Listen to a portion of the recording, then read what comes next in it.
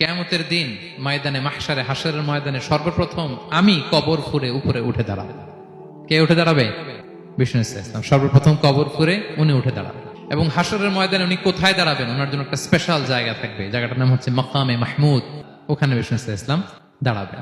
এবং বিষ্ণু ইসলাম বলেন, আজান শোনার পরে কেউ যদি এই দোয়াটা পড়ে, আল্লাহুম্মা রাব্বা হাযিহি দা'ওয়াতিত তাম্মা ওয়াস সালাতিল কাইমা আতি মুহাম্মাদানিল ওয়াসিলাতা ওয়াল ফাদিলা ওয়া বা'আথহু মাকামান মাহমুদা আল্লাযী ওয়া'আদতা, এই দোয়াটা যে পড়ে আজান শোনার পরে কিয়ামতের দিন তার জন্য সুপারিশ করা আমি নবীর জন্য ওয়াজিব হয়ে যায়। বিচার শেষে সর্বপ্রথম জান্নাতের দরজায় নক করবে কে? বিষ্ণু ইসলাম। তখন জান্নাতের দরজার রক্ষী ফেরেশতার নাম খাজেন। সে বলবে, মানিল কারি', who is knocking the door? তখন বিষ্ণু ইসলাম বলবেন, আনা মুহাম্মদ রাসূলুল্লাহ।